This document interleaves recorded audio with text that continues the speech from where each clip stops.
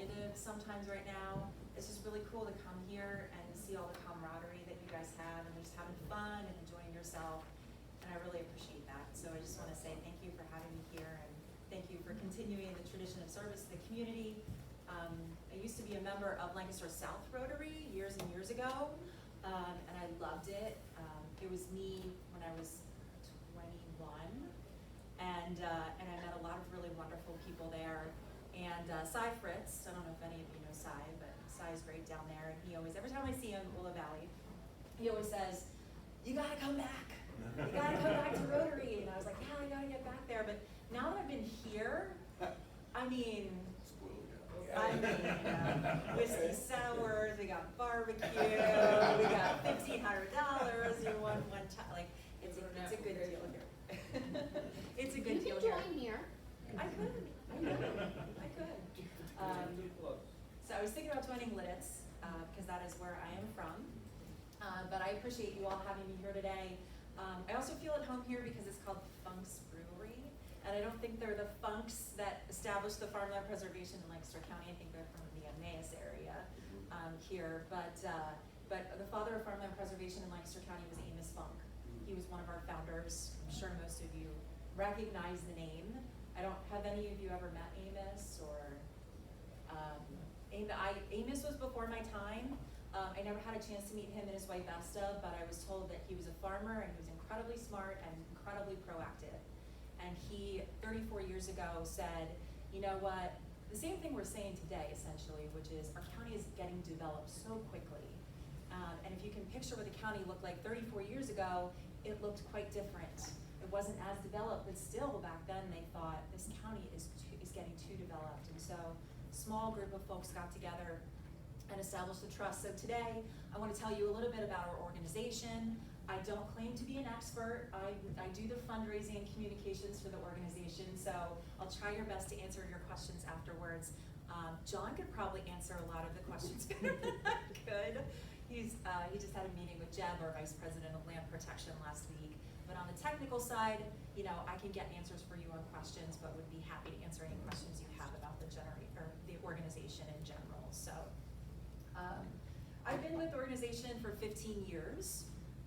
It's a fantastic organization. How many of you are familiar with Lancaster Farmland Trust?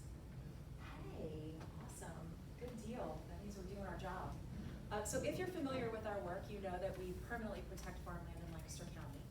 And so I have two trivia questions for you, with potential prizes. So I got some prizes. So the first question is, and I'll give you a little context on the question. So some of you may be aware, John and others, Lancaster County has 425,000 acres of working farmland, a lot more than most other counties and any other county in the area. So that's 425,000 acres of agriculturally zoned land.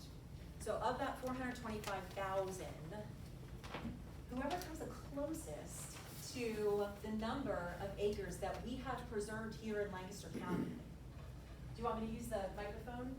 Yes. Whoever comes the closest to the number of acres we've preserved here in Lancaster County. So overall, there's 425,000 acres. How many of those do you think we've permanently protected? 125. 450. 150, 125? 126. 200, right, little Price is Right action happening here. 95. $1. 95, 100. 100, 300. 300. Okay, I got a prize for this gentleman right here. Little Lancaster Farmland Trust water bottle. So it's 116,000 acres, which is equal to 27% of the working farmland in Lancaster County. And people often ask us, what's your goal? You know, of that 425, how much do you want to preserve? And our response is often, we don't know, but we know that it's not enough. And so we know that we need to continue protecting our farmland because our farmers grow our food, and without food, we can't live. And so our goal is to keep pushing forward. Second trivia question, this should be an easy one. Where do we rank in the nation in preserved farmland? First. It's this gentleman behind me. Gets it like a Lancaster Farmland Trust t-shirt. It's not big enough. Oh, man. this one.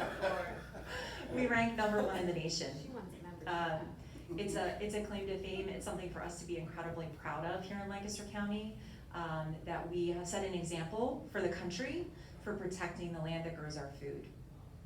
So, I have my timer on and I'm already 6 minutes in. Plenty of time. Plenty of time. So here's a couple of ag statistics. These are from the Lancaster County Agriculture Council.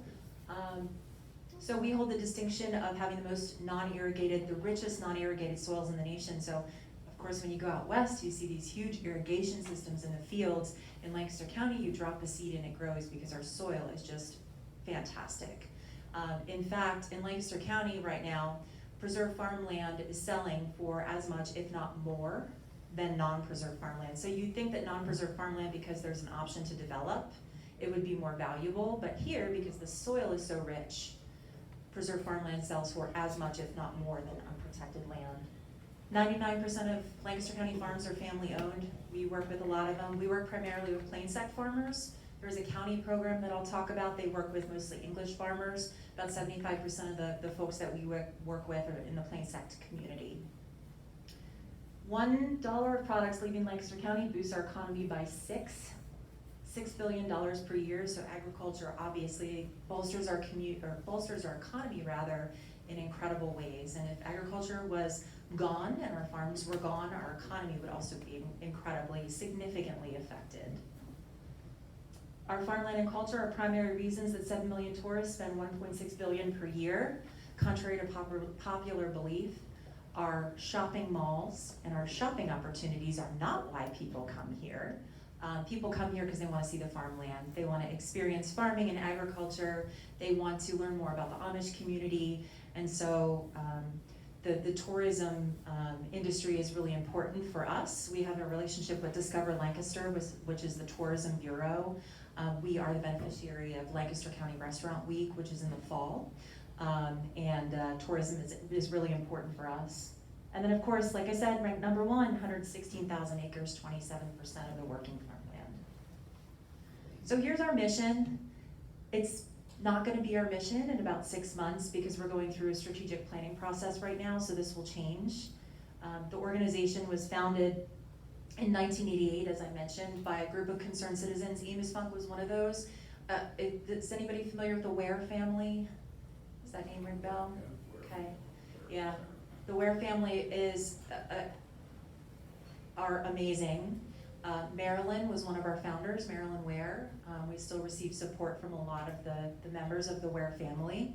Our offices are housed in Strasburg in the former Ware Foundation offices. And so the last one to move out of that building was Marilyn. She moved to Colorado, and then we took over the building in Strasburg. So we were founded about 34 years ago. And the reason we were founded is because there was a county program at that point. So Amos Funk was instrumental in establishing a county preservation program. And what they found after a few years is that there was one constituency, one audience they were missing, and that was the plain community. As you know, a lot of the plain community is philosophically opposed to accepting government dollars. And so what the county did is say, hey, let's put in place this private nonprofit alternative for farmland preservation that the plain community would feel comfortable with. So we put that in place, and in the last 34 years, we've preserved 549 farms and about 34,000 acres of land. So us in combination with the county program have preserved that 116,000 acres of farmland. So this is kind of I'm a map person, I like maps and data. This is a cool map, and this is from We Conserve PA. It's the state aggregate of land trusts throughout Pennsylvania, and they put out a map every year of preserved land. It's kind of cool to see it from a 30,000-foot view, where our federal lands are, where our state public lands are. But you'll see primarily in that southeastern quadrant is where all of the ag lands are. And Lancaster County, obviously, you could see it dotted with that yellow. Agricultural easements are very prevalent in Lancaster County, but we have some neighboring counties that are also have really great preservation programs as well. So we have relationships with them as well. Here's a map of Lancaster County. This is kind of a cool map because it shows you split out by municipality. John and I were just talking about West Donegal. And I'll start from the bottom. You'll see, I'm sorry over here if my head is in the way. You'll see, actually, this has a cord on it, I was gonna take it off. The county boundary, obviously, municipal boundaries, all of that light green shaded is ag-rural zoning. So that would be that 425,000 acres. The crosshatched area is urban growth areas. So we are supportive of Places 2040, the comprehensive plan for the county. We used to be a very grassroots organization that would quote unquote chain ourselves to the silo when a farm went up for sale, no matter where the farm was located. And we don't do that anymore. We recognize that the county is going to grow, as John mentioned earlier, by 100,000 people over the next 20 years. 70% of that growth from within, which is interesting. So it's just growing families, 30% of growth from outside the county. We recognize the county is going to grow, and so we, in light of that, we know growth can be good for the economy, and we want to direct growth to certain areas. And so those urban growth areas is where growth is directed to. You'll see Brandywine Conservancy in the lower right-hand corner, of course. They have some protected properties in Lancaster. Lancaster County Conservancy, great organization with which we have a good relationship with, doing work in those yellow areas. I'll skip the applicant part, but I will go to Ag Preserve Farms, which is the dark green. So you'll notice that they have a pretty significant presence in Lancaster, primarily in the southern and the western parts of the county. That's because they serve the English population. And you'll see for us, the red farms, that we're located primarily in the eastern and the southern parts of the county, which is where the plains sector located. Yes, ma'am? Can you explain the difference between Lancaster Farmland Trust and Ag Preserve? Yes. Hey, that's a good segue for my next slide. Yay.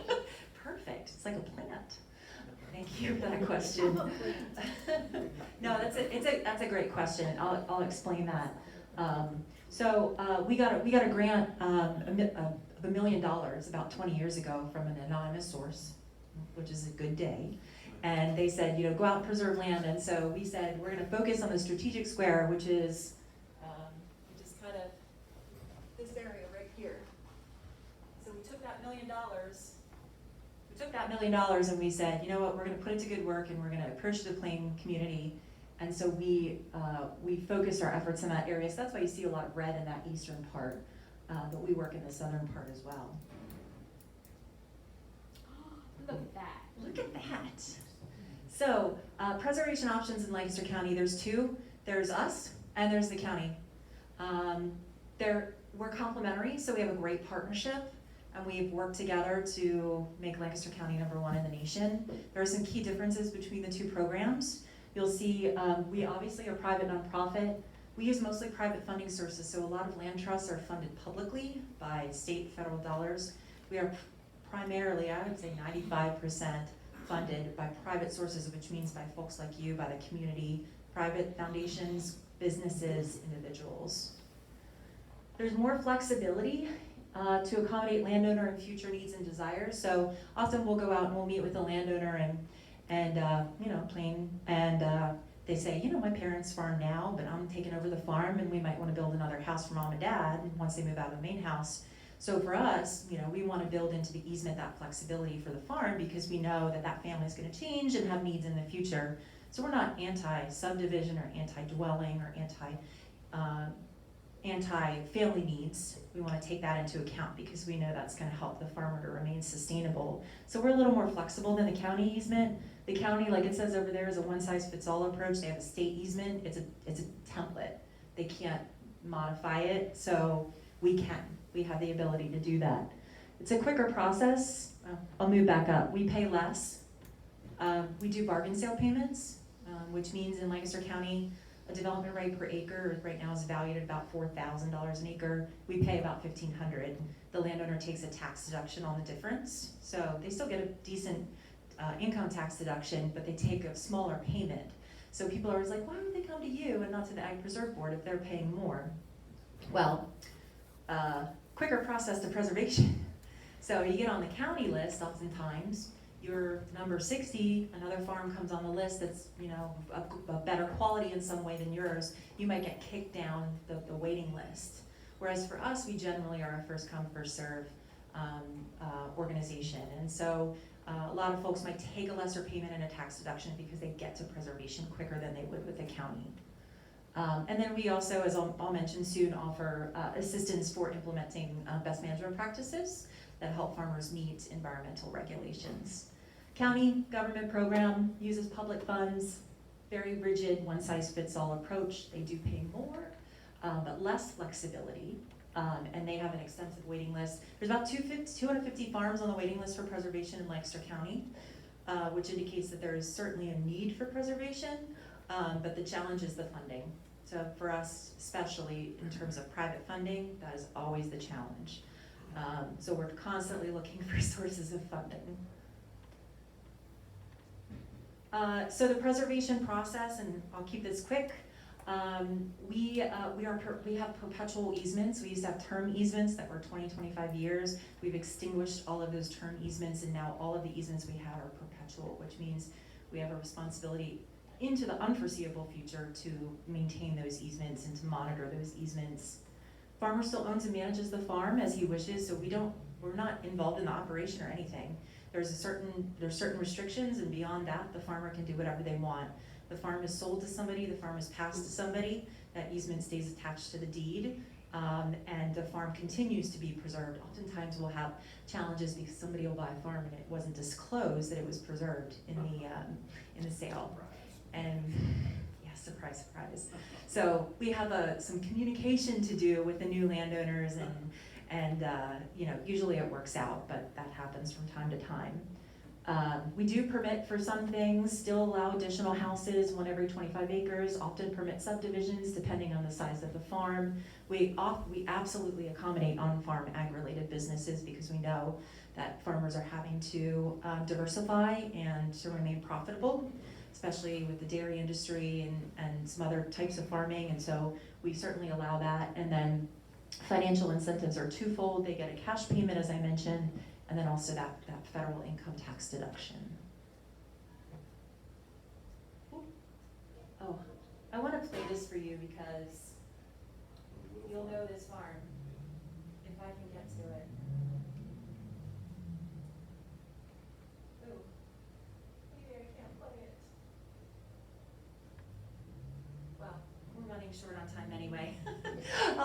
I'll give you the synopsis. We preserve the Little Farm. You have about 20 minutes. Oh, I do? Yeah. I have 2 minutes left. Oh, we started early and we didn't have students. Oh, If okay. you have a touch screen, maybe that'll work. That's not. Push that thing up there on the wall. Here comes our IT guy.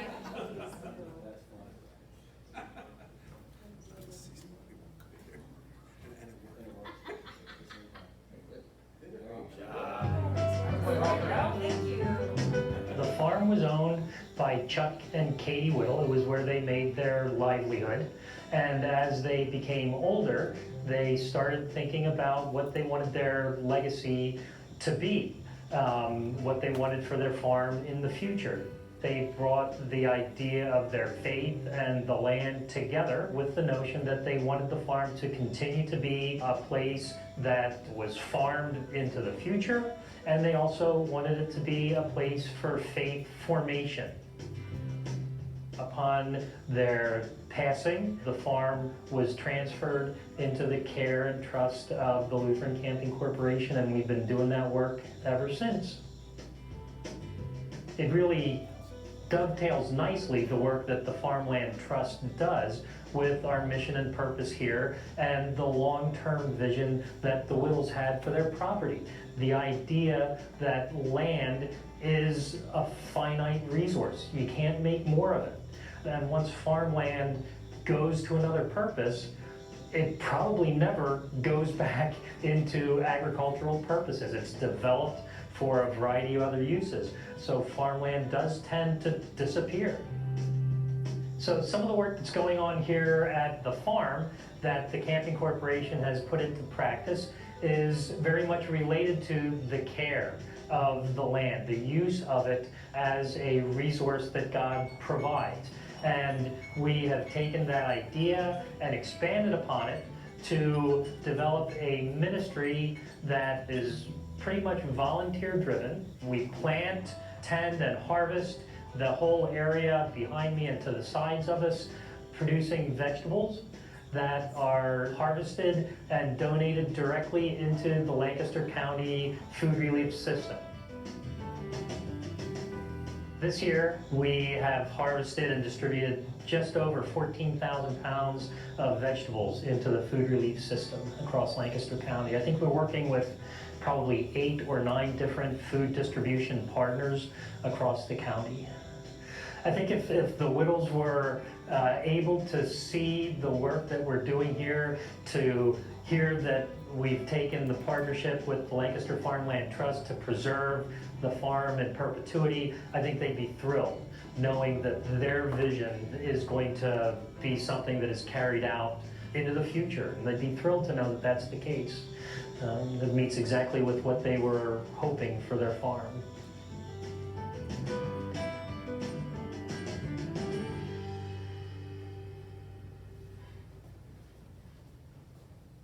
You have that farm in E-Town, which is awesome. Mike Gauss has been amazing. They preserved last year through our Honoring the Promise campaign, which was a capital campaign to raise $7.5 million to preserve 50 farms on our waiting list. Whittle Farm was one of those farms. We actually raised $8.4 million of the 7.5. So our community was incredibly supportive, even despite a pandemic. And we know that they are committed to farmland preservation. So that was one of the farms we preserved.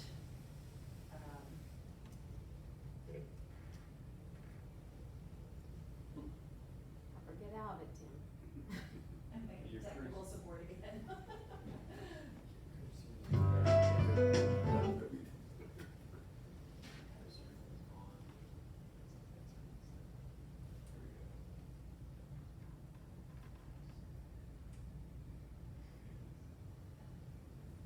Yeah, perfect. Thank you.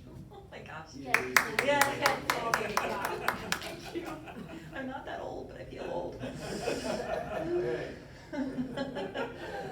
So quickly, preservation process.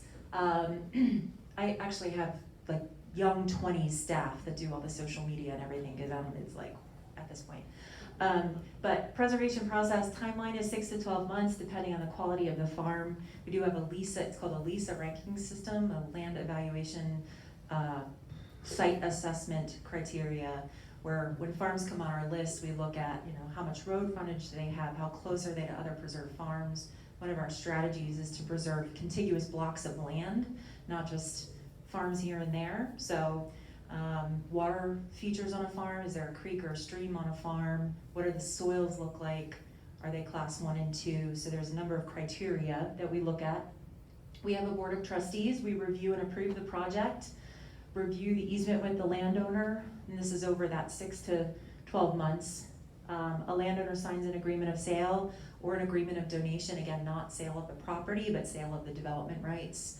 And the agreement of donation, in some cases, we do have some landowners, increasingly a number of landowners that donate the whole easement, so they don't want a payment, they just take the donation of the whole easement, which has been great for us. It leverages dollars for us. Title search, survey, appraisal, subordination, all the due diligence that goes along with this legal transaction. Baseline documentation, so we basically take photos of the farm when it's preserved, and then our responsibility as an accredited land trust is to monitor that farm on an annual basis. So we take those photos out and we compare what the farm looks like to those original photos. And that helps us to know whether or not the easement is in compliance. We've had some situations where some landowners built buildings that they shouldn't have. It was a little bit of like, do it and then ask for forgiveness later. And in some of those cases had to have a conversation and have them take that building down because it wasn't in compliance with the easement.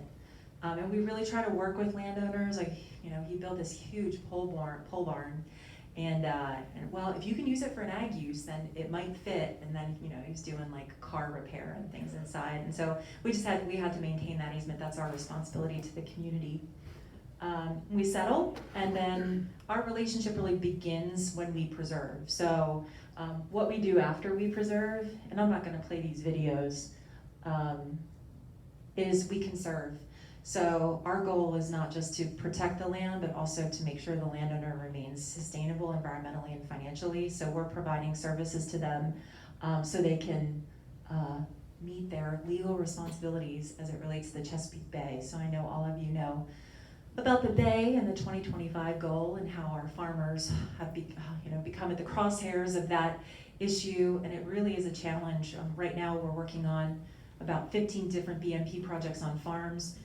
One of them is $450,000 that we got from DEP to help this farmer out. If not, he would have had to come up with $450,000 to pay for implementing his conservation plan. So we feel like that's a great service to provide for farmers: nutrient management, manure management, planning. We work with farmers on, we always try to find funds available. Cost share programs, we don't often provide that information because plain families don't often want to work with government sources, and most of them are the cost share programs. And then finally, who funds us? Like I mentioned earlier, you.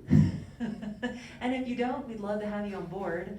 We're privately funded, which it can be a challenge, and I know pockets are tight, which is rough. But 97% of Lancaster Countyans support farmland preservation. 87% said they would pay more taxes if it meant that more land was protected, which if you get 87% of people saying they'll pay more in taxes, that's pretty compelling. So we do have a community that's really supportive. We have an annual fund. We do special events throughout the year. We have a series of breakfasts on the farm this summer. Lots of good stuff happening.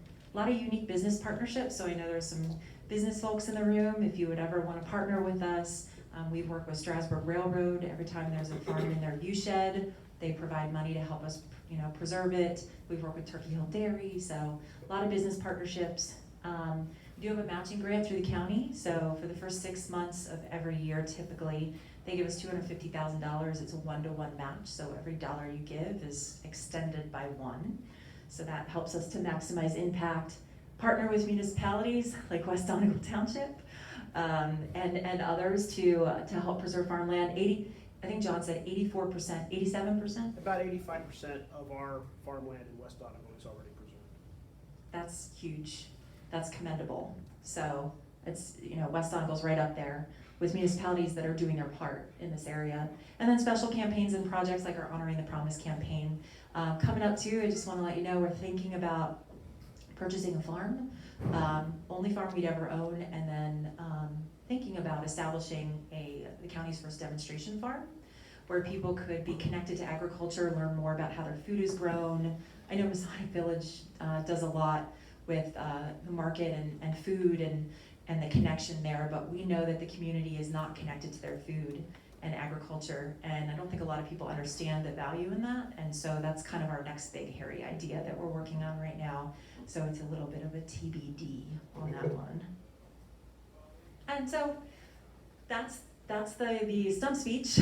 So I just want to say thank you for having me. I appreciate your time, and be happy to answer any questions that you have if anyone has any questions. So back in 1988, when they did, or maybe it was a little before that, when the first farm was preserved, who created that document? Because you know how lawyers are, excuse me. Saving your ass. How is that? How did it come about? Because it didn't exist at that time. Yeah, it was a lot of work. I know Amos was really active at the state and the federal level in getting that program established. He wrote a book about his experience with what they went through to get that in place. I don't know the details of that, but I know it took them a long time. And there was a lot of hoops they had to jump through, and he was really persistent. It took probably like a good 10 years for them to get that program in place. But as for the technicalities, I'm not exactly sure, but yeah. 2 questions. First of all, minimum farm size, and second, if somebody goes into the farmland trust or even the ag preserve, can they ever get out of it? Good question. Yeah. First question, our average farm size is about 60 acres. Our minimal farm size is usually about 10. And And we might make some exceptions for smaller, but typically when the farm is smaller than 10, it's usually not a working farm. So they're usually like gentlemen's farms, which is fine, but that's not typically the demographic we work with. So 10 is minimum for us. And then, no, on question 2. That it's a great question, and the answer is no. The one exception is eminent domain. So there's also a program called Clean and Green, which you're probably familiar with. It's a tax abatement program, and it is a strategy to help protect land, but it's you can get out of it, you can pay the back taxes, and then you can do whatever you want. But with preservation, it's a legal document.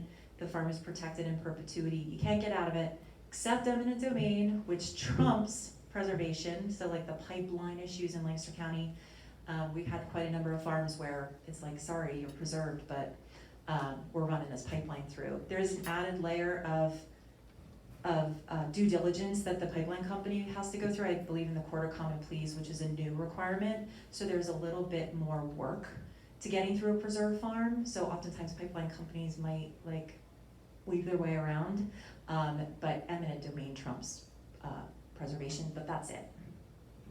So. Who gets paid on an eminent domain? Like if they come in, does the farmer get paid or do you get paid? The farmer. So we had a, do any of you work for pipeline companies? Okay, cool.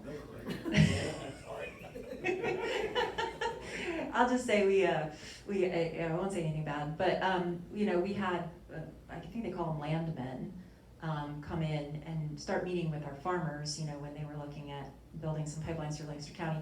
And we got wind through the landowners, and they were like, hey, we got this guy, he keeps coming around and kind of throwing money at us.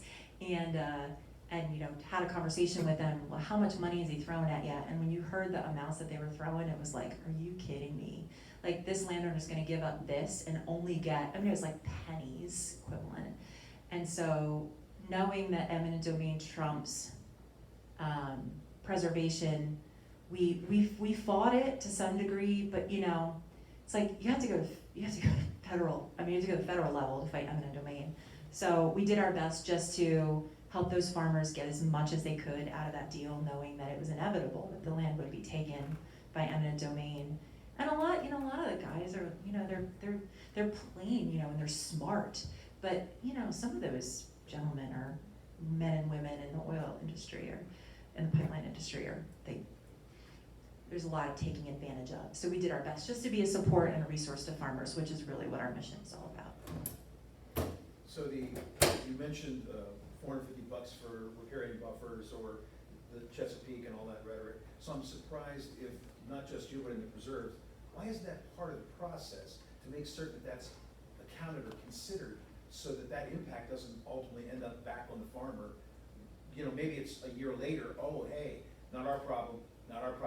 You know, you preserved the land, but you've got to deal with that. Is there a reason that it's not tied into the concept? That makes sense. That's a great question, and it's a great question, and it's something that we're doing now more is marrying together land protection and conservation. So when we go to a farmer, when we're proposing protecting the farm, first of all, we're getting them a conservation plan if they don't have one. When we preserve the farm, and then we're talking with them at the same time about, okay, let's look at your farm. What kind of resources do you need? And oftentimes funders love protected land because you put a buffer on a protected farm. You've got Lancaster Farmland Trust going out year after year to monitor the farm, but also monitor that buffer and make sure it's still in place.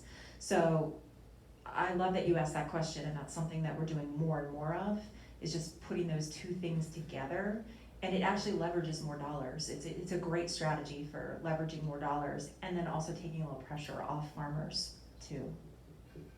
Yeah. So this is, no offense, Jeff, this is a very legal heavy process. Why does the lawyer always get the I best? know. He deserves it. But- Oh, okay. Like, so Yeah. who does all this legal stuff for the trust? Do you have folks on staff that do it, or do people donate their time, like pro bono? What's up with that? Yeah, we have a staff that does all of the documents. They're recorded at the county recorder of deeds. And then we do have legal counsel that reviews certain things. Like The easements, he doesn't really review every easement, but like if there's like an easement amendment, like if a farmer calls and they're like, I need an amendment to my easement, I need to make some provision or change, extinguish one of my reserved rights, which is like a subdivision right or a dwelling right. We might send it to Ted Brubaker, Connaughton, Goss, and Lucarelli. He's been our long-term legal counsel. We also have an attorney, Pregman Law, and they do land work. So they're really involved in the conservation community, so we have a couple different resources there.